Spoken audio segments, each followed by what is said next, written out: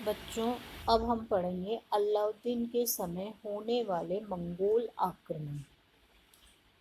सल्तनत काल में सर्वाधिक मंगोल आक्रमण अलाउद्दीन खिलजी के शासनकाल में हुए।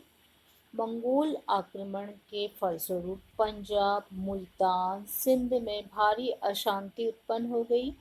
राजधानी दिल्ली और उसके आसपास का क्षेत्र भी मंगोल आक्रमण से अछूता न रह सका।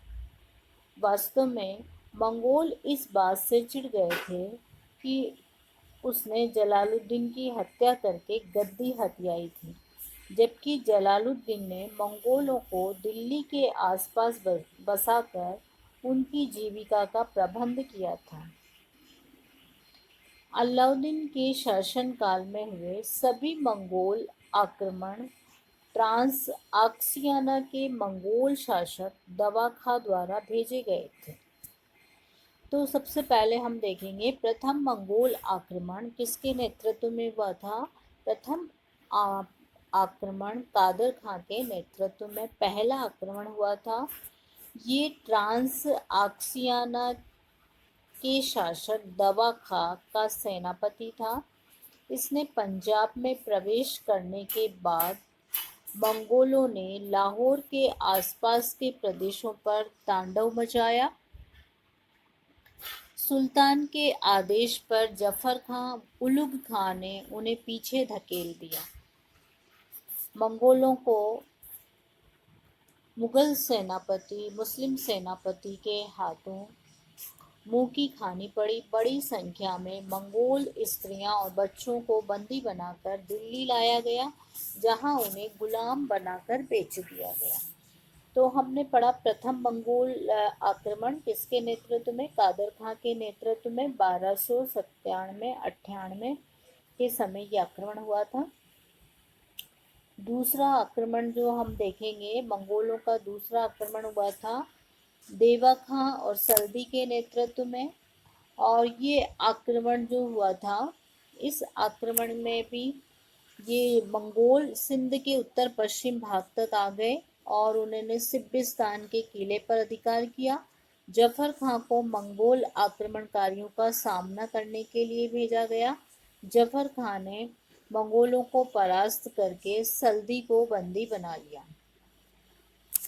तीसरा आक्रमण हम देखेंगे कुतलुक ख्वाजा के नेतृत्व में। जो तीसरा आक्रमण हुआ, इस समय दवा खां के पुत्र कुतलुक ख्वाजा के नेतृत्व में मंगोल भारत आए।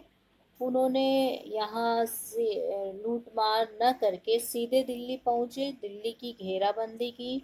मंगोल अलाउद्दीन की राजधानी सीरी के निकट कीली तक पहुँच गए थे।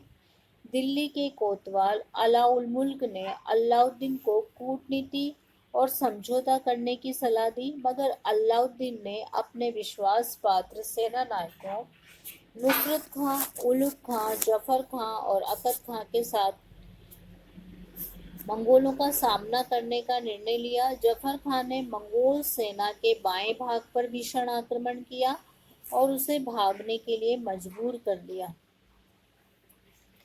इस प्रकार अलाउद्दीन ने मंगोलों को परास्त किया और जफर खां से मंगोल अत्यधिक भय खाते थे। बर्नी के अनुसार जब मंगोलों के घोड़े पानी नहीं पीते थे तो वो कहते थे, क्या तुमने जफर खां को देख लिया जो तुम पानी नहीं पीते। इससे अभिप्राय है कि मंगोल ही नहीं, उनके घोड़े भी जफर खां से भयभीत थे।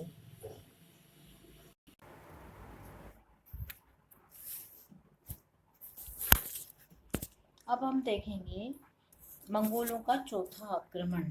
मंगोलों का चौथा आक्रमण तारगी के नेतृत्व में हुआ था और इस आक्रमण में अलाउद्दीन खिलजी चित्तौड़ में था। हालांकि वो तारगी के पहुंचने से पहले ही दिल्ली पहुंच गया था। तारगी दिल्ली पहुंचा और उसने सीरी के किले का घेरा डाल दिया। अलाउद्दीन उसमें कैद हो गया। मंगोलों ने 2 महीने तक सीरी को घेरे रखा, दिल्ली के आसपास के क्षेत्रों में लूटमार मचाई सीरी को जीतने में असफल रहने पर मंगोल पुनः लौट गए। वे स्थायी घेरे द्वारा दुर्ग जीतने की कला से अपरिचित थे।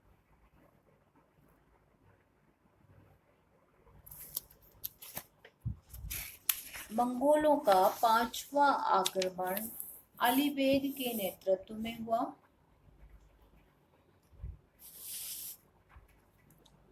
इस आक्रमण को भी अलाउद्दीन खिलजी के सेनापतियों द्वारा नाकामयाब कर दिया गया।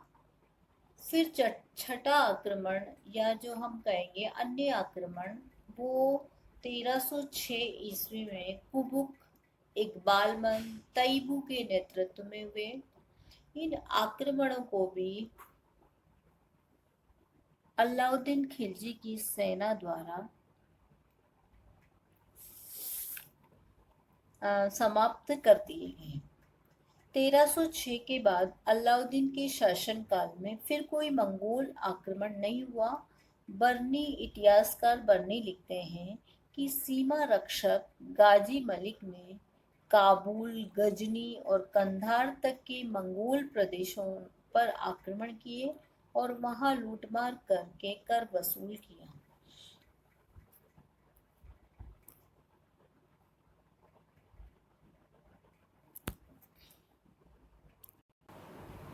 अब हम देखेंगे मंगोल आक्रमण का प्रभाव। मंगोल आक्रमण के साम्राज्य पर क्या क्या प्रभाव पड़े।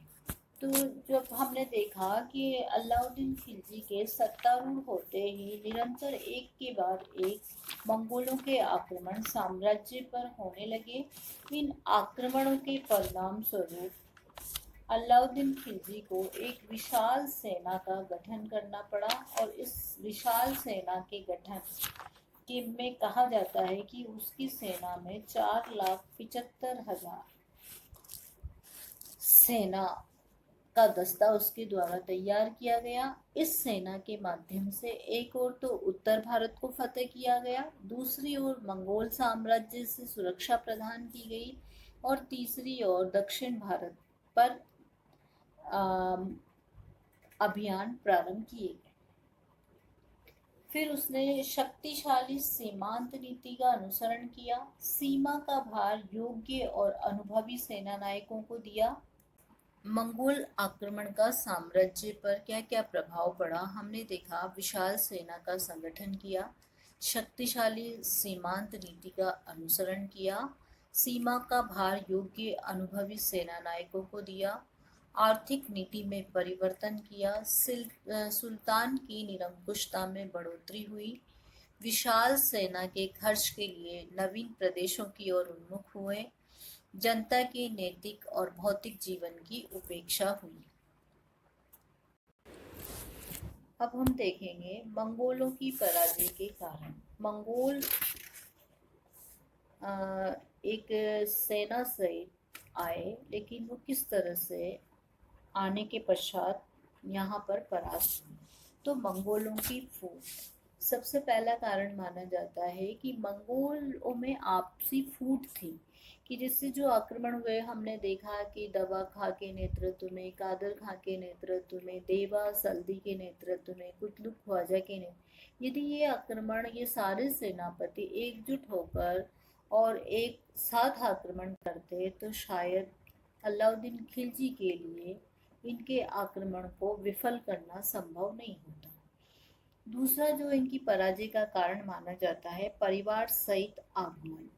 हमने देखा कि अलाउद्दीन खिलजी की राजधानी पर जब जब उसके द्वारा आक्रमण किए गए तो ये परिवार सहित आते थे, तो इनकी पत्नियों को और इनके बच्चों को, इनके परिवारों को मुस्लिम सेना द्वारा पकड़ लिया जाता था और उन्हें अनेक प्रकार की यातनाएं दी जाती थी। तो परिवार को पकड़ने के साथ ही इनका आधा उत्साह, आधा जोश समाप्त हो जाता था और ये परास्त हो जाते थे। तीसरा कारण जो माना जाता है सैनिकों की संख्या का सीमित होना। मंगोल चूंकि बाहर से आए थे, ट्रांस आक्सियाना से आए थे, तो एक स्वाभाविक था कि सीमित संख्या उनके साथ थी और इसी कारण अलाउद्दीन खिलजी की विशाल सेना का सामना करने में वो असमर्थ रहे। दूरस्थ प्रदेशों से आगमन, हमने देखा कि किस तरह से वो मध्य एशिया से आए, पंजाब, लाहौर और इन प्रदेशों के आने के बाद अपने स्थान पर दूरस्थ भूमि पर रुकना, उनके लिए भारतीय सीमाएं विदेशी सीमाएं होती थी। यहाँ की भौगोलिक परिस्थितियों की उनको जानकारी नहीं होती थी, किस तरह से उन्हें यहाँ पर आक्रमणों का सामना करना पड़ेगा, ये उनको जानकारी का अभाव होने के कारण मुस्लिम सेना द्वारा वो परास्त हुई। अलाउद्दीन के कुशल और योग्य सेनापति, हमने मंगोल आक्रमण पढ़े उस दौरान हमने देखा अलाउद्दीन खिलजी कि जो मंगोल आक्रमणों का सामना करने के लिए जिस सेना का सेनापतित्व जफर खां को दिया गया था, उलुग खां को दिया गया था, इनके द्वारा मंगोल सेना में और मंगोल परिवारों में इतना आतंक स्थापित कर दिया गया था कि इस आतंक से मंगोल ही नहीं, उनके पशु जो घोड़े वो लाए थे वो भी इतने आतंकित थे कि जब कोई मंगोल घोड़ा पानी नहीं पीता था तो मंगोल ये कहते थे कि क्या तुमने जफर खान को देखा है जो पानी नहीं पी रहे। इतना आतंक उनके दिल दिमाग में मुस्लिम सेना द्वारा स्थापित कर दिया गया था, और किसके द्वारा, कुशल और योग्य सेनापतियों द्वारा। अलाउद्दीन की सुदृढ़ गुप्तचर प्रणाली, मंगोलों के जितने भी आक्रमण अलाउद्दीन खिलजी के साम्राज्य पर हुए, उनको नस्ताबूद करने में जिनका सर्वाधिक योगदान रहा वो है अलाउद्दीन की सुदृढ़ गुप्तचर व्यवस्था। हम आगे भी पढ़ेंगे बच्चों कि किस तरह की गुप्तचर व्यवस्था उसके द्वारा स्थापित की गई थी कि साम्राज्य में घटने वाली छोटी से छोटी और साम्राज्य में होने वाली बड़ी से बड़ी घटना की जानकारी तुरंत सुल्तान को मिल जाती थी। इस गुप्तचर व्यवस्था का आतंक इतना अधिक था कि लोग आपस में बात करने से, अधिकारी, सूबेदार, अमीर, ये सारे आपस में बात करने से घबराते थे और इशारों में बातें की जाती, यहाँ तक कि कमरे में बंद होकर बात की जाती थी तब भी ये कहा जाता है दीवारों के भी कान होते हैं। इतनी सुदृढ़ गुप्तचर व्यवस्था अलाउद्दीन खिलजी द्वारा कायम की गई। तो इस तरह हमने देखा अलाउद्दीन खिलजी के शासनकाल में मंगोल आक्रमण किस तरह से हुए और उनका सामना अलाउद्दीन की सेना द्वारा किस तरह से किया गया, और मंगोल आक्रमण का साम्राज्य पर क्या क्या प्रभाव पड़ा।